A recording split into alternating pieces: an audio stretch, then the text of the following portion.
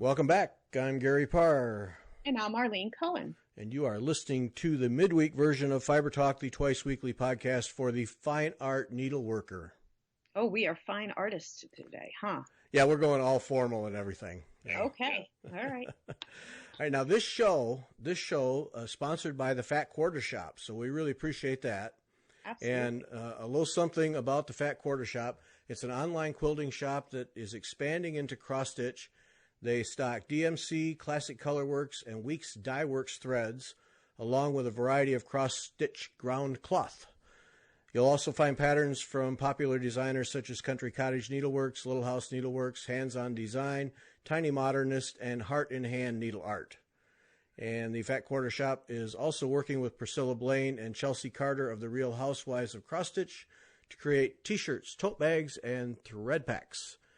And if you love to build your stash and want to try something new, Fat Quarter Shop offers monthly subscription clubs for Witchelt. I think I'm saying that right. Witchelt Neutral 14 count Ada, Witchelt Neutral 28 count Linen, Chalk Full Cross Stitch, and Classic Colorworks Floss Fix.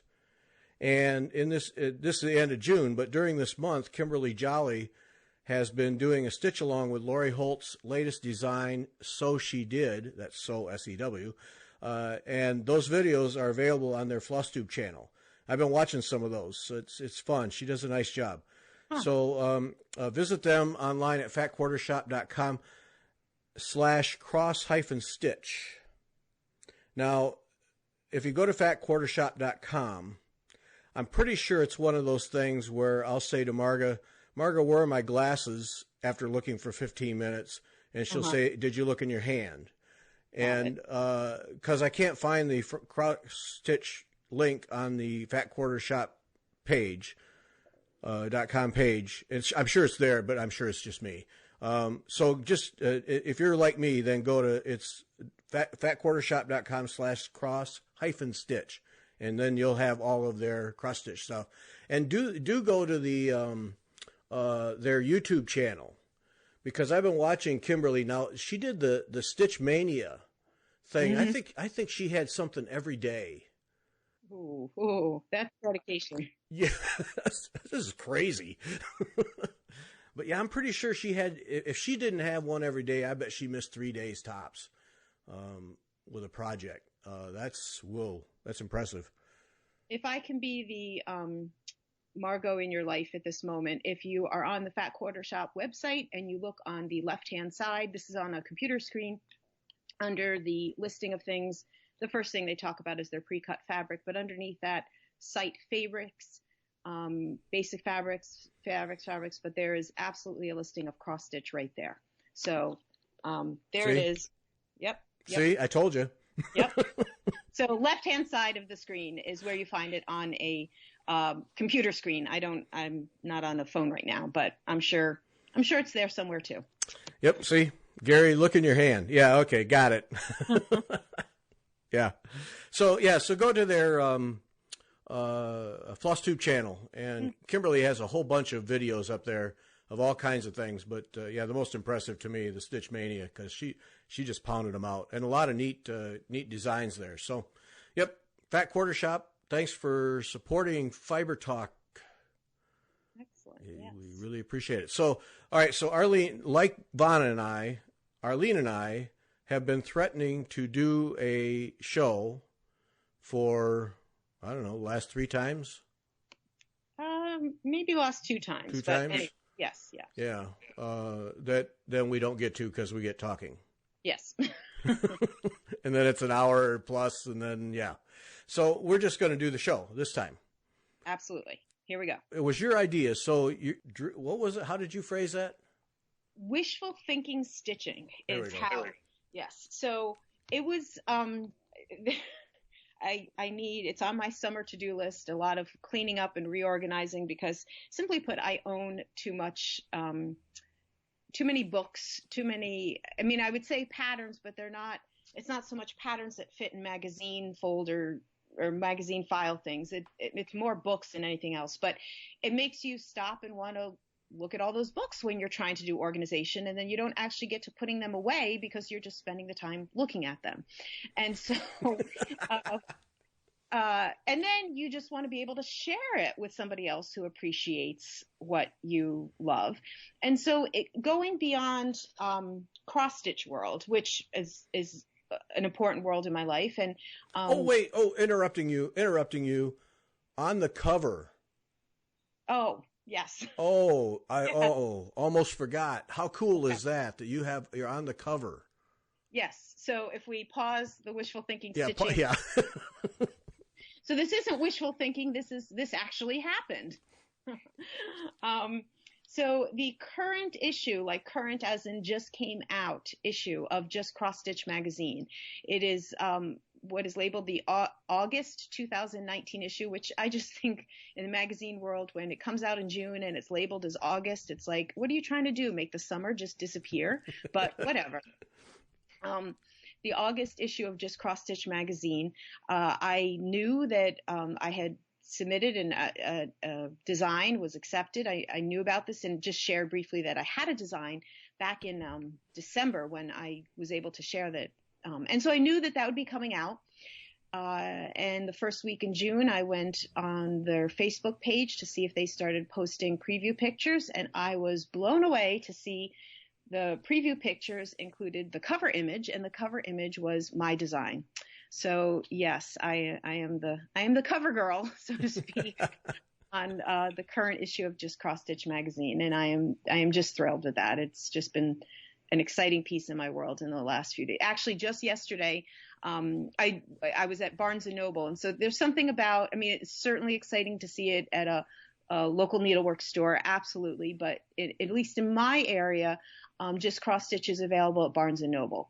And I did purposely stop there to see if the issues were available. They were, and there they were. And I shared a few pictures on Instagram of, there was my design. Now that's, seeing it in a local needle shop. Yeah, that's exciting. Yeah. But to go to the massive magazine racks at Barnes and Noble, mm-hmm. and there's your design sitting on the cover of a magazine. That's got to be the extra little heartbeat there. Yeah. Yeah. It was pretty cool. I've been very excited about that. So, it's thrilling. Darn right. It's thrilling. Come on. How many times does that happen? Not very often. That's terrific. No. Yeah. Good for you. Thank you. Yeah. And Arlene just put up a FlossTube video Saturday or Sunday. And so watch that. You'll see the whole deal and the ornament that springs off of that. And so go watch that, the Arlene FlossTube video. Plus, still one of my favorite all-time favorite video type people. Thank you. Always enjoy the way you do them. All right, now returning to our previously scheduled. I just didn't want to miss out on talking about that because it's pretty neat. I appreciate that. And also in that issue, I think it's a typical thing. Their summer issue, their July, August issue, they do an ornament preview where they have 9 ornaments that they sort of previewing what is to come in the next few months. They put out their official ornament issue. I think it comes out in September. And I had an ornament accepted for that as well. So you will see an ornament of mine in there. And then I will also have an ornament, because that was accepted for the August issue. That means I also had an ornament accepted for the official ornament issue when that comes out. And in the FlossTube video that I posted this past weekend, I inserted a clip that I recorded last December. I was thinking about this, the difference between the longest day of the year and the shortest day of the year. I probably filmed that clip right around the shortest day of the year, and I was filming this video on the longest day of the year. So you can see the actual items before I mailed them off to Just Cross Stitch. So yeah. Yeah, no, those in the consumer magazine world, the lead times on that stuff are just nasty, and a lot of it has to do with distributors and marketing and not wanting stuff to look out of date on the the magazine racks, and it's a whole game, but a lot of it has to do with getting things out so distributors can get them to the stores and keep them refilled, and it's a whole thing. But yeah, those lead times are are incredible. In trade magazine world, lead times are like oftentimes less than a month, but consumer has to be it's a different world. Yeah. Yeah. So, and that's the unfortunate, it's fortunate or unfortunate, I don't know. But yeah, you have to be so far ahead that by the time it happens, you almost forget about it. Yeah. Oh yeah, that's right. I sent something in. Yeah. Yeah. Yeah. All right. Now back to our previously scheduled program. Okay. So in my one time when I was trying to do some cleaning up or whatever, I was sitting and spending some time looking at some things that I just didn't have the time at that moment to be stitching, but enjoying spending some time looking at it. And I thought, well, who else would enjoy talking about the variety of stitching that I love? And the answer is, well, Gary would, and hopefully some listeners as well. And so we started sharing some pictures of wishful thinking stitching is what I called it. And we both agreed this was going beyond cross stitch, that we both had plenty of projects. Although as I'm looking at my pictures now, I realize there is one, and you may not even realize it from the picture I sent you, Gary, but there is one cross stitch project that snuck in there. Because I like, and I've shared this before, I like a variety of styles of stitching. And that's part of what, how can I put it, feeds my soul in terms of the stitching world, is when I do different types of things. And that's part of how I've ended up collecting books and patterns and resources of so many different styles and so many different types. And so that's what I ended up with, is all these different things. So that's where you and I are very much alike, in that we don't hone in on one type of stitching. It's the variety. Yes. Yeah. Bouncing around is fun. Yes. Try it. I agree. I absolutely agree. So when we do this show, now we're just going to go through and talk, and of course our lists are longer than we have time for, I guarantee you. But we're just going to talk about these things and why we're interested in them. And then on the FlossTube video for this show, then I will put up the pictures in order that we talk about them and try to get them as close to possible to the time period in the podcast that we talk about them. And then on WeTalkFiber.com, the pictures will be in order of how we talk about them on a slideshow. So you can go and look at those. And they're just photos that Arlene and I took with our cameras, with our phones, I'm sure. Well, mine was with my phone. I'm sure yours was too. Nothing formal or flashy, but yes, they get the job done. Yes, absolutely. Okay, so you go first. So I'm going to start with something that is on the unusual side here, which is a Japanese bead embroidery. Now, am I correct that you're going to be talking with a Japanese embroidery person coming up? Michelle Lee, yeah, Sunday is Michelle Lee. Moved her from last Sunday to this Sunday so we could do Sampler Sunday. But Michelle Lee, who is a accomplished teacher, educator, designer of Japanese and Chinese embroidery, and also does Japanese bead embroidery. Awesome. So the fact that this popped up was really of interest to me. Huh. Well, and I have to say, since I first sent you these pictures, so you don't even know about this, I have acquired another book on Japanese embroidery, because this is a new one that came out that is all in English. If you look closely at the picture that I sent you, the book that I still own, but the first one that I acquired is in Japanese. And no, I do not read Japanese, but it does also come with an English translation, which is adequate. It doesn't translate every single page or every single thing, but the pictures in there are pretty good in terms of describing, if you're trying to figure out what technique or, what are you supposed to do here? Pictures really cover you in terms of a lot of things. What it doesn't explain, and I still haven't quite figured this out, is more of the details. And the second book that I acquired helps explain this a little bit more. What makes Japanese bead embroidery Japanese bead embroidery? But simply put, to completely cover a piece of fabric with beads can produce some incredibly beautiful designs. And when I have done some beadwork in the past, and I'm thinking of one piece in particular, this was something I made as a gift, so I don't have it, and I don't even have a picture of it to even share. I remember it was a completely beaded item, and I remember thinking, this is very tedious. And I don't use that word with stitching. So I remember thinking, I don't know if I'm going to do much more beading in my life. That said, there is something about this book that I shared with you has some beautifully just like encrusted with beads, and the techniques of, how it's described of how you, it's not necessarily one bead attached at a time. You put on a string of beads and then you couch down in between them. And I'm probably not describing the technique completely accurate, but, So that's how they do it. Because that was my first question for you. Because when we talked with Michelle Lee, I did not get any detail out of her on that. So, because these are beautiful, but the thought of stitching down every bead and going through every one twice, to do a square inch would take forever. Yeah, no. So if you were doing, like, for example, a leaf on a flower, you might you put on a string of beads, and you depending on how long it is, you might be using two different needles. So one needle is just putting on the string of beads. You would come up from the back, leave enough room for that loopy loop, know that you're eventually going to go down, although you might not go down until you couch at least some of that loop using a second needle. And you might couch between every two beads, or if you're trying to do a tight curve, you might do it every bead.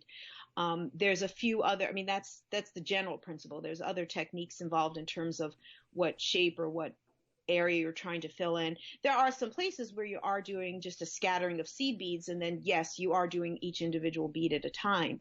But there is definitely an element of huge parts of it that seem to be strings of beads that are then couched down. But then there are moments where you do need to put the needle down through to the back of the fabric. Right. Right. So, and I know that there, through either, it must be an EGA, I've seen some courses like at annual seminars or pictures of them that, and this is described in the second book, which I'll need to send the title to you because it's not sitting in front of me right now. And had I planned better, I would have had it in front of me.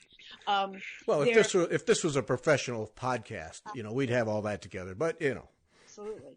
I know in that book, one of the things that was described is there are some beautiful and amazing fabrics out there. Ginny Beyer is a quilt fabric designer that is one name that I just happen to know comes to mind.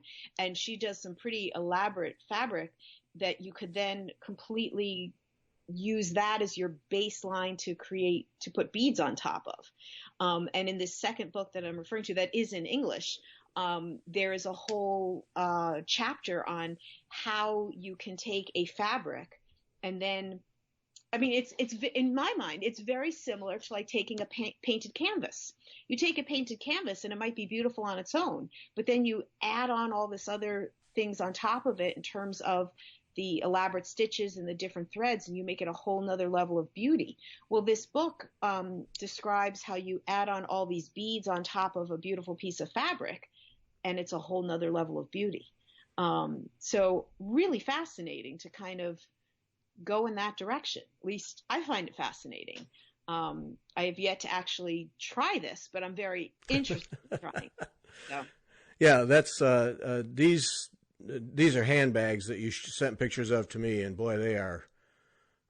First, that looks intimidating, but now not so much. Now I can see how you could put down a string of beads and have results, and just by couching. Geez, that's a whole lot faster.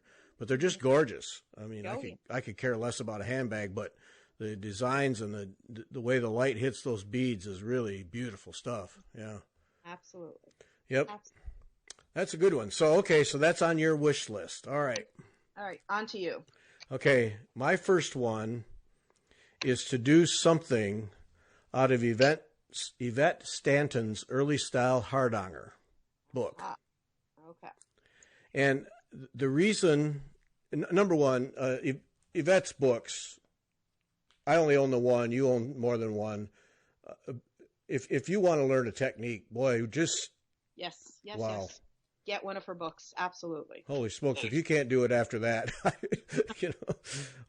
just gorgeous. And then in the back are all the pattern sheets as separate. They're in a separate bag, plastic bag, so you can pull those out, so you're not destroying your book to do with the patterns. But just every detail in every illustration, all explained. Just a beautiful job. So what I'd like to do, I really hadn't picked out a piece because when I learned Hardanger, I learned it from Ilka Cochran in England, who has been a guest and will be here coming up in the next couple of weeks because she is starting a certificate program at the Royal School, and I want to learn what she's experienced early on. Okay. But I learned from her. But I did it on that 22 count Hardanger cloth, they call it, which I don't think it literally is, but that's what I learned to do it on. And I think that makes it a lot easier. But then, of course, true Hardanger is done on linen. And that's what Yvette's book is about. So for me, it's to do a piece of Hardanger out of that book on true linen. Because I think that would be a different experience, and it was certainly more delicate. Yes, yes. By a long shot, I think, and a good challenge. So that's what I want to do. And actually, I've been thinking now, as Vaughn and I talk about getting started on the Queen Sampler and the white work there, and then another project that I hope we can get to today that I have was a lot of white work on linen. Is that to do some small piece out of Yvette's book would be excellent practice for me. Yes. So. Well, I love in the beginning of Yvette's book the few pages she devotes to the comparison between, what her whole book is about, early style Hardanger, with what she refers to as contemporary. And that's all the way from what kind of fabric you're stitching on, what kind of threads you're using, what are the design elements, so we both have our copies of the book in front of us right now. So Gary, I'm on pages 12 to 13 and 14 to 15. There are, for those who have done Hardanger, the difference between using potentially like 22 count, which is the fabric that we usually think about here in the United States for this work, versus anywhere from 36 to 50 count linen fabric, which is what she mentions in this book, as traditional. Although as I'm looking at, I just randomly turned to one of her projects, she's suggesting 36 count linen, 38 count linen. I mean, that's what she seems to be suggesting for her projects. I feel like I'm pretty sure when I got this book, I did get some of the linen thread that she recommends. I'm familiar with that thread actually because of my bobbin lace world, but I've never used it on stitching. I got the thread. I haven't made any projects from this book, but I have the thread to go with it. You're ready. But you know what? But even doing like one of the Biscornus or one of the small projects, you would totally get the idea and the sense of what it is to work on the high count linen fabric with the linen thread, without necessarily making, a giant, I don't know what table runner. Yeah. Table runner. I mean, that's one of my personal running jokes when I did a project from Yvette's book, is that I chose one of the largest projects from the book, and while I enjoyed it, I did realize about halfway through that I would have gotten equal enjoyment had I chosen a smaller project and gotten the technique and enjoyed the technique and then moved on to something else. Yeah, but the big ones are just so beautiful. Well, absolutely. It really was the big one that attracted my eye, and that's why I was like, I got to do that one. And that was the bullion embroidery one. The Portuguese white work is the one that involves all the bullions, and that was, yeah. So can I speak on the Hardanger realm?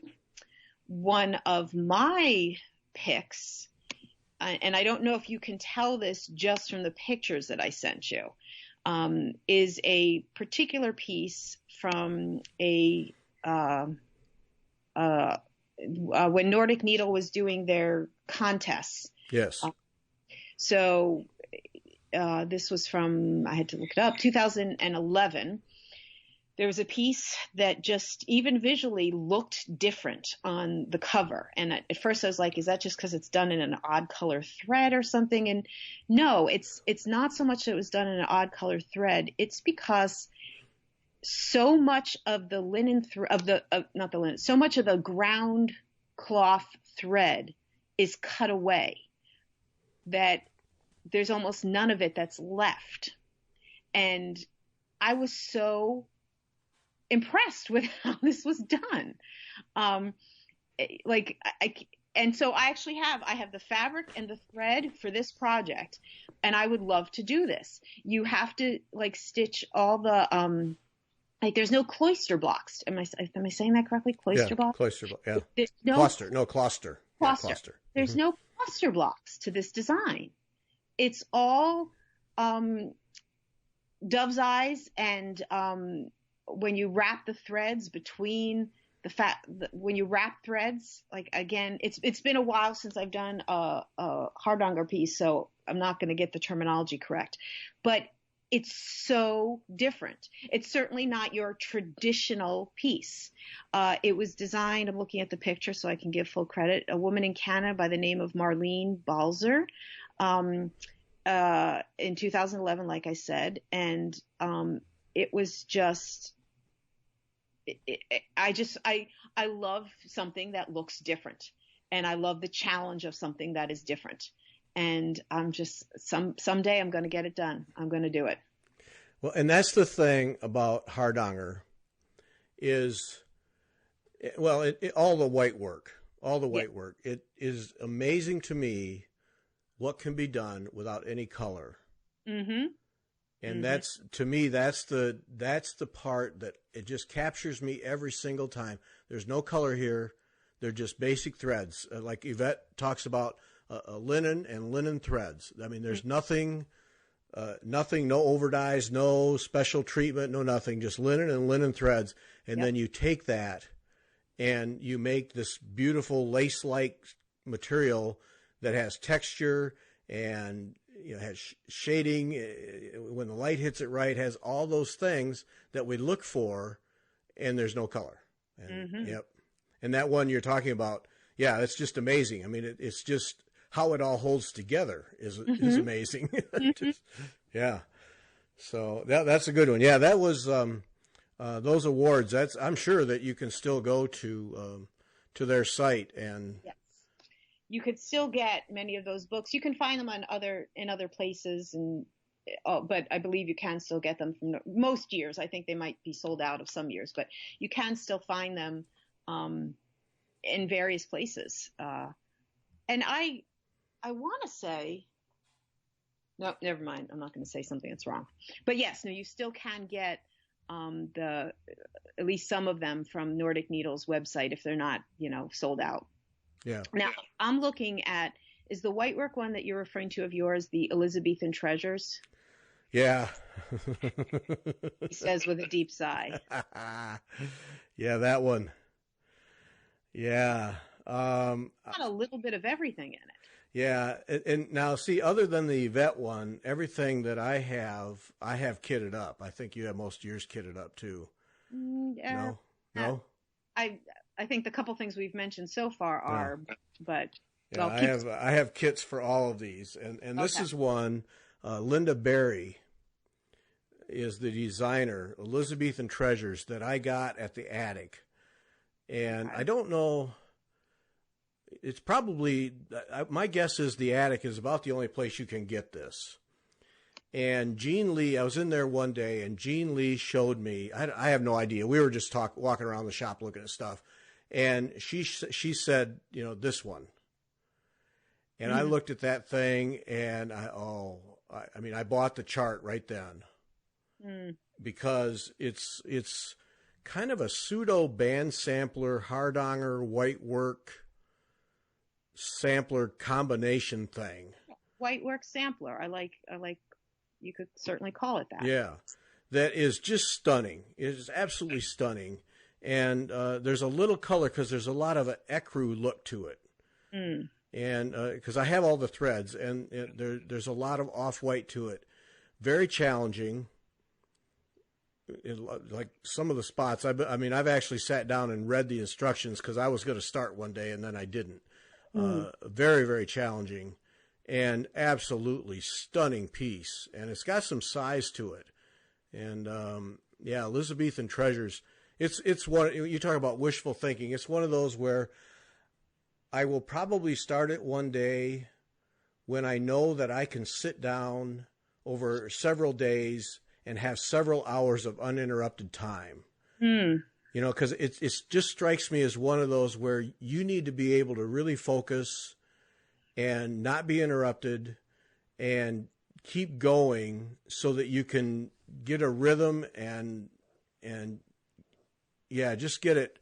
Because little 15-minute things, I think, you're going to struggle to get it done. And but that said, it is sort of like a band sampler, and yes. You can do each band, so to speak, and get the sense of accomplishment. You know, you've done that drawn thread piece, you've done that set of fancy stitches, that big, what looks like from your picture, fillet lace section of that on the right hand side. Okay, so sure, that one's going to take extended sitting down time.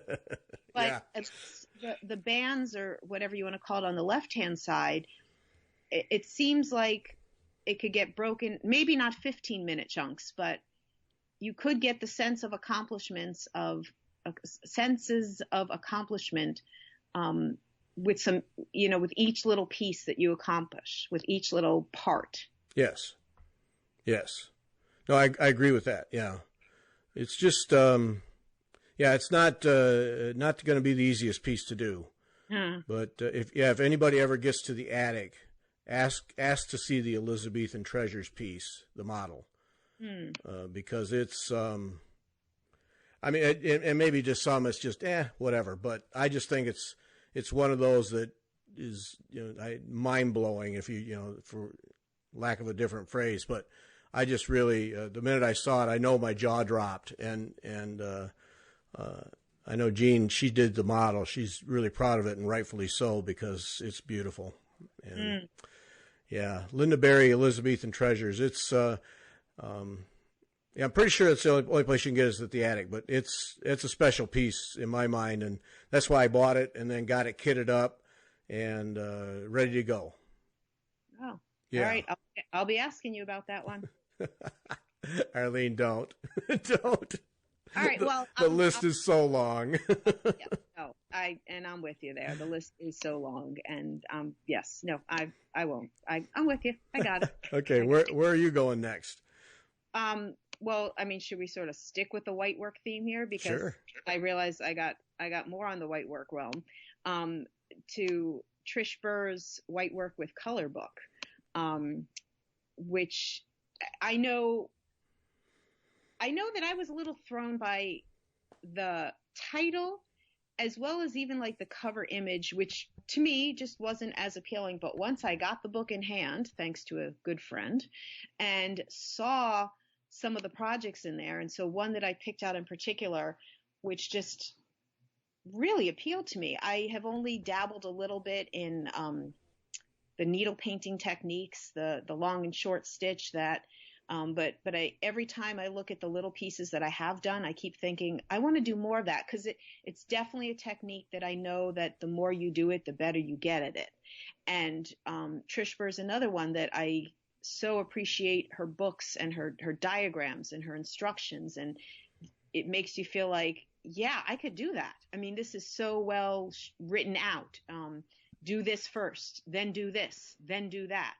And so there's one project in there, French Country Vase, that just really appealed to me. That I was like, I would love to do something like that. And again, just a totally different stitching technique, not a counted ground cloth. It would be on, a fabric that you then have to trace the design on and go with it. And that's always a little bit of a scary proposition, but it's worth challenging yourself at times. And that's what I think is a good thing to do in needlework world. Yeah, her white work with color. You talk about, are there innovative people? And I think she really innovated with this approach to white work. And it's really kind of a mixture of white work and embroidery with even kind of a Jacobean flavor to it in a lot of instances. But I really think she innovated and found a new path. And all of her stuff in that book, you say, boy, that would be fun to stitch. Mm-hmm. And there is a little bit of a challenge, and I agree with you. Needle painting, I've not done that. I've picked at it a little bit, but didn't feel like I was going to get anywhere, so bagged it. But yeah, I mean, you gotta practice it. But here's another one. Her books, I think I have 3 of them.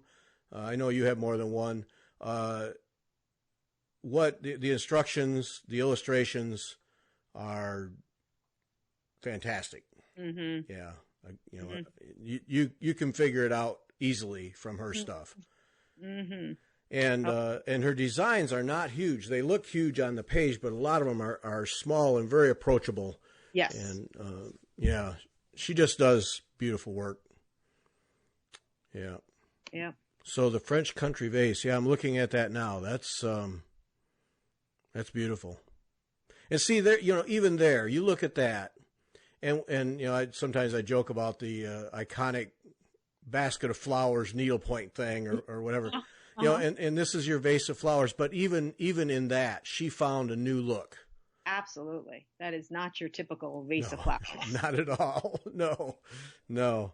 That's that whole book. I think you would recommend, along with me, her white work with color, even if you never stitch one. Yep. Exactly. And it's something that you don't, it's eye candy to look at and to see new things and to see it in a different way. Cause again, the title white work in color white work with color, not in color, white work with color. I was sort of hesitant of what about this is going to appeal to me. And the answer is a lot appeal to me. So yes, definitely. Yeah. Now, I have another one of hers that I've already started. It's not in that book, I don't think, but it's another one of hers, white work with color, just a small one that I started. And now that we talk about this, I'm going to have to dig that out. And yes, you are. Because it really is, it's embroidery. I mean, you're going to do it on embroidery cloth. Like you said, you got to draw the pattern, and then you're going to stitch. But her instructions are very clear. And I have when it comes to that drawing on the linen, I bought a little, I think I spent $30, a little light table, like overgrown iPad-sized light table. Yep. Uh-huh. And I just put the linen on that, square it up, tape it down, and that works. Yep. That works really well. And so, and that's easy to store. It's not a big thing. Mm-hmm. And so that's been a real plus for me. But even so, on a sunny day, just tape it to the window. That's just what I was going to say. Taping it to the window. One thing that I have that, talk about impulse purchase and what a great thing it was when I moved into where I'm living here, and I have this loft space, which is where I film my FlossTube videos, where you see the bookshelves behind me and so on. I knew I needed to get a good working table. Not that I do that much stitching up here, but I do my bobbin lace up here. I do other things, and I just needed a table, not so much a desk. And IKEA all the way was what I was thinking. and so I go and I'm looking at, the right size, just, and to do this at IKEA was sort of like pick out your tabletop, pick out your legs, and put it all together. And I noticed for just a small amount more, maybe it was $20 or $30 more, I could get the same size table with a light, like a piece of, it's not clear glass, but it's almost like a piece of glass and what do you call it? Like a light box kind of thing, where I can stick a lamp, like a little table lamp underneath, and it's, I don't know, about 1 foot by 1.5 feet. And I have built into this table a light am I saying this right? A light box? Light box. Yeah. So wait, look, back up the truck. So it has a glass inlay in the table. Exactly. It is perfectly smooth. And most of the time there is stuff sitting on top of this part of the table. Okay. Yeah. Most of the time. But when I need to do some tracing, I just clear off the stuff that's sitting on top of this part. I take a little desk lamp that frankly is an old lamp from an old desk that I don't even use, and I just keep it around for this. I plug it in. I put it underneath the table, and I have to, prop it on some books so that it's pretty high up right near this glass piece. Right. And it's all good to go. And I use it to trace right here at this table. How slick is that?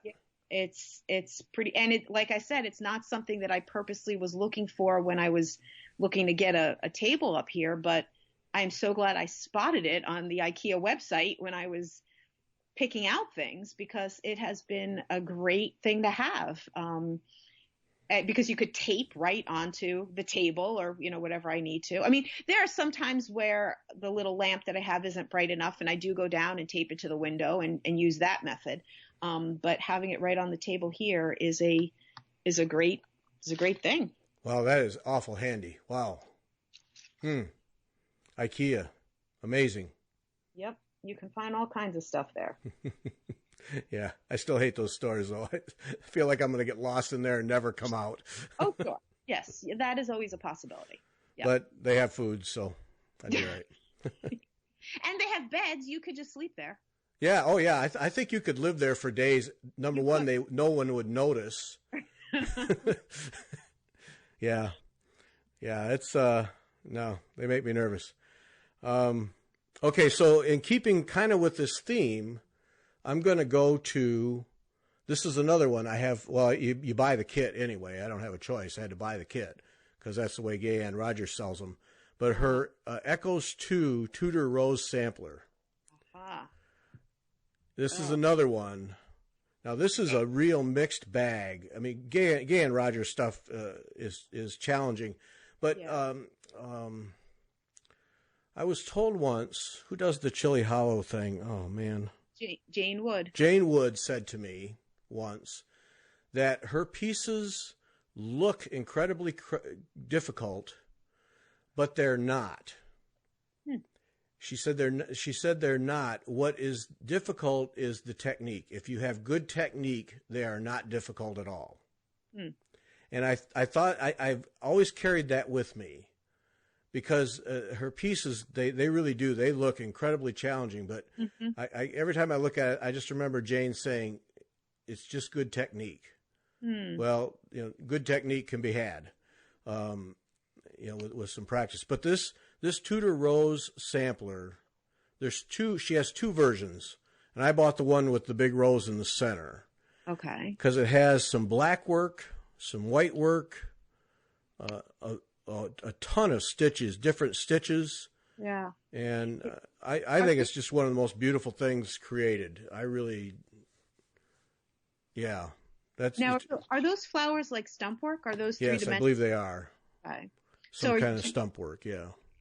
Do you know, are you creating them like with needle lace techniques, or are they created on a separate, like petals on another piece of fabric that you're then attaching? Or you don't know that level of detail? Can't tell you that. Haven't studied it that much, but they sure look like they've been created on a wired piece and then attached. And is it on Congress cloth, or what kind of? I believe that's correct. Okay, because I feel like a lot of her pieces are on Congress cloth. I believe that is correct, yeah. But beads. All of it, and just a stunning design. There's a lot going on in there, but it all comes together so beautifully. The black work. Yep. No, well, of course, I don't think anyone would dispute that she's an incredible talent. That's been established time and time again. She's about the only person I've ever seen who can do needlework people whose faces look human. Always amazed at her queens and how they look. And Of course, she's done a couple shows with us, and just a treat to talk to, and what just a treasure trove of knowledge. Tremendous lady. But yep, the Tudor Rose sampler. You talk about one that's on my wish list, and I have it kitted up. See, I have all these kitted up. It's just getting to them. It's just getting to them. Yeah. So yeah, that's one. If somebody that's one to check out. But Gayanne, you have to catch her when she has a sale, and then that has to be in the sale. Yes, you have to. It's not always easy to get. Like if you have this moment of, "Ooh, I want that," you can't always get it when you want it. Right. You have to get it when it's available. Right. And so you get on her list and follow her, and then you'll know when the sale, because she does sales 2 or 3 times a year, and you got to be ready to go, because her stuff will go like lightning. I mean, you got to be ready to buy, and because within hours, a lot of that stuff will be gone. And I just happened to catch this one just right and get it. But I say that, but her stuff is gorgeous. Her kits, I mean, it's top flight thread, plenty of thread for all the things, excellent instruction, the whole bit, and you get the whole deal in the kit. So it's. Yeah, a ton of pluses. You just got to have the sale. And the reason she does the sales like that is she doesn't want to spend half her life doing mailing every day. And it's like, what she call it, mailing hell. She just doesn't want to do that. Yeah. So, and you can't blame her, because she said that's time I could be stitching or designing. And makes sense to me. Absolutely. Tremendous lady. Reminds me I got to get her on a show again. Yes, you do. Yep. Yes. Okay, what's next for you? All right, I'm going to bring in, since you mentioned blackwork with that, I'll bring up this blackwork rose that comes from an issue of Inspirations magazine.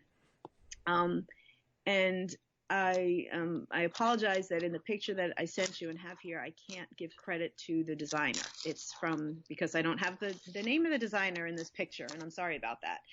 So it's from an issue of Inspirations magazine. It's blackwork in a very traditional sense of blackwork. What I mean by that is the following. It is not a very geometrical blackwork. No, so I take that back. I think of traditional blackwork as 2 possibilities. One is the geometrical blackwork, and I love that, and I love designing that, and I love working with that, all of that. This is a kind of blackwork that I haven't really done. I've only done a couple of pieces like this, and I struggle with it, but man, what a challenge this would be. What I loved about this design in terms of its challenge is that what I have read and studied a little bit about blackwork, to get that level of shading, you typically, if you're doing the same, well, sometimes in this kind of shading of blackwork, you do different stitches to get the petals of this rose to show in different ways. You would do different stitches. This rose has all the same stitch, and even more than that, to get that kind of shading. Sometimes you do a stitch that in the areas where you need it to be showing up more densely, you do more elements of the stitch. Like if you had a diamond with little things poking off of each vertex, and then an X in the center, and then even things coming off of each part of that would create a very dense area. And then if you need it to be not so dense, you might not include the X in the center, for example. In this pattern, the entire thing is all repeated. It is the exact same stitch over and over. What creates the different shadings is simply the type of thread that's used. It uses 5 different, I think the number is 5 different types of thread. And you just use the thickest thread in the darkest areas and the finest thread in the lightest areas. And there's a couple of areas where you're not stitching at all, but literally only a couple. And I am just so taken by that. And the challenge of it, there's no doubt there's a challenge, because the way you do this, I mean, there's a little bit of tracing some outlines onto a embroidery piece of fabric. There's a little element of that, but then there's a little bit of guiding with an artistic eye, and that's a skill that I still need a lot of practice with. So, I mean, but man, if I could accomplish that level of shading with you know, I just find it stunning. I have not seen a blackwork shaded work done like this. Again, the full stitch is done throughout the entire rows, that all of the shading is purely from the type of thread. Yeah, see, and I've studied blackwork a little bit to the point where I've looked at some of those where they simply use different thicknesses of thread, and it's amazing what they can accomplish with that. Mm-hmm. Yeah, just fill it right in with a fat thread and then make it fade out to very delicate and almost hardly there. And yeah, it's beautiful stuff. And that's the thing, blackwork. Yeah, I don't think it gets enough credit for its beauty when you look at just a single color. Mm-hmm. There's so much can be done with just one color and just manipulating it. Yep, that's a good one. Okay. All right. Oh, so, but now I'm going to get out of order here because I wanted to ask you, you had sent me the one you sent, Jacobean panel it must be from Blomkamp's book. Cruel Twists. Yes, Cruel Twists. Yes. And I am so taken with this Jacobean stitching. Mm-hmm. There's just something about it. It's so beautiful and so unusual. Yes. Have you ever done like this one, that Hazel has? It's like a box top or maybe a brick cover or something. I don't know. Have you done this kind of Jacobean before? No, I haven't. She's another one so when you mentioned before about having kits, I realized how many of the things I've sent you have come from books. And so I haven't necessarily kitted up the things. So, I mean, I have a couple of her books, and she's another one that, has great pictures, step-by-step diagram / pictures of just here's what you do in this area and here's what you do in this area. And it's very clearly written out, the instructions and everything. But I haven't done any of it, but I want to, especially when you stop and look at it now and you're like, wow, that, and especially this particular design done on the dark fabric, it just draws your eyes that much more to the variety of what's going on in that design. Yes. And there's so much dimension and texture in these stitches that they use. Mm-hmm. Yeah. Yeah. All right. Yeah. I mean, that's why we're doing this show. Wishful stuff. Yes. Wishful stuff. Yeah. Because that's, and Hazel is, she's just a talent under her own, in her own little level. Oh yeah. Yeah. That's different. Okay. So all right, I'm going to go all the way back to something that's pretty simple, and that's Mary Corbett's 12 Trees for Christmas. Mm-hmm. Now, it's an ebook. Now, Mary Corbett, Needle and Thread, if you don't subscribe to Mary Corbett's posts and part of her Facebook group, you're missing out. Even if you never do a stitch of embroidery in your life, you're missing out, because Mary does all kinds of things, but embroidery is her true love. And amazing talent, and I use that word in every sense. Just a brilliant, brilliant talent, designer-wise and technique and everything else. And she does ebooks. She has several ebooks, and one of these that she has is 12 Trees for Christmas. And these things I think they're 4 inches tall. They look huge in the book, but I think they're 4 inches tall. These little trees. So you could easily make 12 ornaments out of them, and do any number of things. And they're not particularly complex at all, but each one is very different, uses a different technique, different stitches, and all pure embroidery. And I'm like a third of the way through one. Which one? Do you remember? The upper left one. Okay. All right. Yeah. Because I thought, all right, I'm going to go for the easiest one, and I think they're all just in their own way, all of equal difficulty or simplicity or whatever. They're very approachable, and I think that was, as I recall, what was behind her doing it in the first place, was here's a way to just do some simple embroidery, come out with something that is really neat looking and not take up forever. And sure. So And her ebooks are not that expensive. And of course, you ebook, download, PDF, and you have it. And then the patterns are right there, and then you just trace them. And that was my biggest hurdle, was because I hate making marks on ground cloth. I just always have, and I will not do it unless I absolutely am forced to. And to do embroidery, you really are forced to. Yes. It's just pretty hard otherwise. So that was the biggest hump for me, was getting over that. So when I bought that little light tablet and cut out some linen and put it on there and traced it with a really hard pencil. I forget, number 6, is it? Mm-hmm. I think it's the number 6 pencil.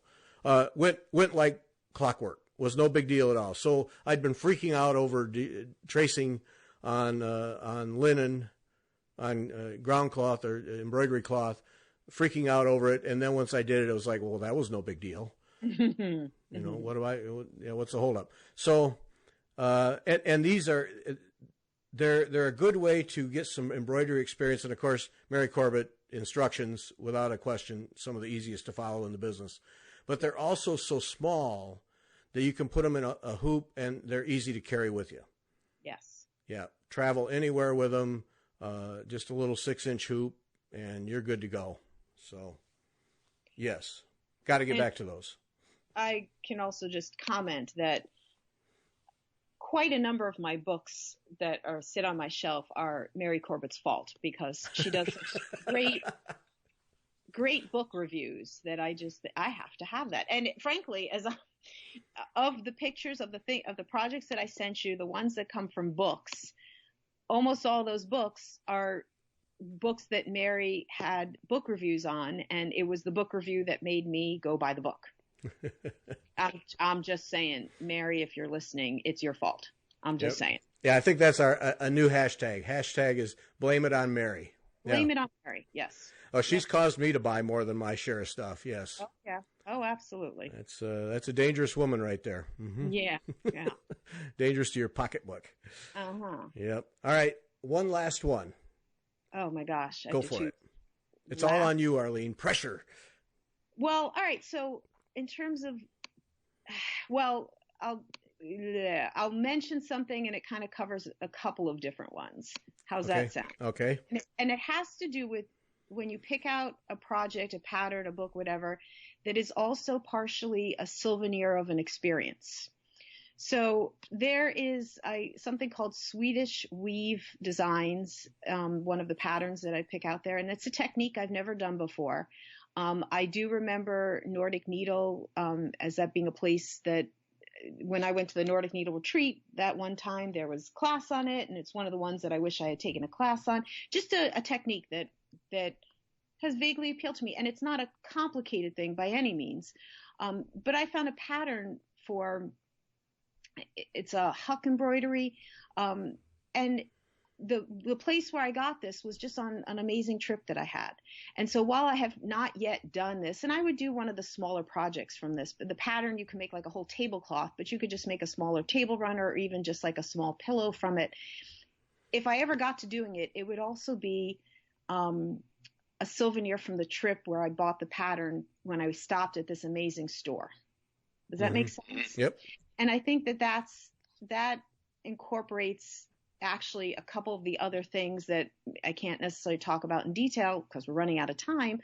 But I also shared with you from the time I was in Canada, and I got to go to, give me a second because I'm blanking on her name, but I, you interviewed her, the gold Berlin. work. Tanya Berlin, thank you. And so I also picked out a goldwork sampler that I bought the supplies from her. And that's another one that I want to do. And that would be, again, part of the memory of that trip in doing that. And I think that's something that covers the spectrum, whatever kind of needlework, whether you're a needle pointer and you buy a little ornament from a place that you've traveled from, or a cross stitcher and you buy a pattern from the city that you're traveling to, or I think some of the things that I have, it's also wanting to revisit the memory, or even one of the things that I picked up that is in the ones we haven't talked to, came from the freebie table at Stitch Nanigans. And in my mind, if I ever get to doing it, in a lot of ways, it would be part of the memory of a retreat, in all honesty, because I picked it up as a freebie from the retreat. And I think there's some stitchers that or many stitchers that could totally appreciate this idea that sometimes we stitch on something because where we got the pattern from, or where we got the supplies, or the store we visited, or the trip we were on when we acquired all those items, holds a special place in our hearts and our minds and our souls. And that's an important part of our stitching and this work that we love. And what we're stitching on in some times can almost be secondary. It's just that we're enjoying the time remembering. Right. Mm-hmm. One last thing. Yeah. That we both have on our list without any planning is Debbie Rowley's crisscross. I noticed that. Yes. Yeah. So, okay. What is it? Because I've had this, and I actually have it kitted, a different color set. I think I'm doing it all in grays, right? Grays, yes. I remember when you posted, I don't know where you posted, but I remember you posting, you going to your store and picking out a whole selection of grays. I want to say what appealed to me, and this is not the first time that this kind of thing has happened, that at the time there was a blogger who was blog posting it when she was stitching it. And it just appealed to me because of all the different, the neat stitches and the neat design. The colors that Debbie has offered in there are wonderful and great. I don't have it kitted, so I don't know what colors I would do it in. So that piece is not worked out in my mind. But I think it had appealed to me originally because I saw it done, I'm not going to say step by step, but I saw someone else enjoying it so much. And it still appeals to me in a lot of ways. I think I really liked your grays when you had posted it. And it may be sort of a gray or a black and white kind of, no, I take that back, not black and white, but something about it. And canvas work. There's another canvas work of mine that again, not last one, that the cover picture is just is not a good printed copy, called Venetian Delight by Ro Pace. But I also sent to you a picture of like a quarter of it, and then you get a better image. I'm not crazy about, I would change the colors a little bit, but you get a sense, you use all this metallic color, gold, and then I would change, it's got blues and blue greens. I think what you and I both love is the different kinds of canvas work stitches. And yes. So as with Debbie's designs, Ro Pace also has lots of neat stitches. And so that's what appealed to me with Debbie's design. It's what appeals to me with Venetian Delight. Maybe you and I could do a stitch along with the crisscross. Yeah. It's crisscross. Yes. Yeah. Yeah. That would actually be fun. We should talk about that. Yeah. That would be fun. Cause of course, it's no secret. I am a gigantic fan of Debbie's work because, I own so many of them and I just love stitching them because they do that thing for me, which is present a challenge, but not an overwhelming challenge. Mm-hmm. And, you can't get bored with them. Mm-hmm. Just impossible to get bored with them. Mm-hmm. And she has such an eye for these things, and it isn't necessarily the color. Like the color she showed, I have no interest in that color. And of course, she encourages you to pick out your own colors. Yep. But so many of her pieces, it really has nothing to do with the color. Yep, I agree. I mean, it just doesn't matter, and mm-hmm. because of what she does otherwise. Mm-hmm. And I think that's what's so fun about them. Mm-hmm. And I'd be embarrassed to show you the stack of her designs that I own, but there really is. She just has that talent, and and Curdy Biggs, Ro Pace. There's a lot of them in that ball game, but I don't know. I just tend to migrate toward Debbie, and I just enjoy her stuff, and of course her instructions. It's interesting. I think that the ones we kept. We could say that about everyone that we've talked about. I think the instructions are so good. Mm-hmm. Yes. Yep. So key. Yeah. Just so key. Because with good instructions, no matter what your skill level is, with a little effort, I believe you can do any of them. I agree. Yep. Yeah. Agree. People who say, "Oh, I could never do that." Yes, you could. With Yes, proper you could. instructions and a little time, yeah, you could do it. Yeah. Yep. Absolutely. Quite doable. Yep. All right, Arlene, we got to stop. This has been a lot of fun. I enjoy doing this kind of stuff, talking with somebody else who loves what I love, and we could do this again with a whole new set of wishful things. Yep. Oh yeah, I've got another stack. Easy. Yep. All right. Thanks for listening. Thanks to Fat Quarter Shop for sponsoring. And as we have learned, you can just go to the fatquartershop.com homepage, and on the left, there's a link for the cross stitch. Or if you have my problem, you can go to fatquartershop.com/cross-stitch and find their cross stitch materials there. Mm-hmm. And then be sure and watch Kimberly Jolly on their Fat Quarter Shop YouTube channel. Absolutely. Thanks for listening. Fiber Talk Made Me Buy It is your out for every purchase. And please mention that you heard it on Fiber Talk if you buy something. Thanks, Arlene. It was fun. It was fun. Take care.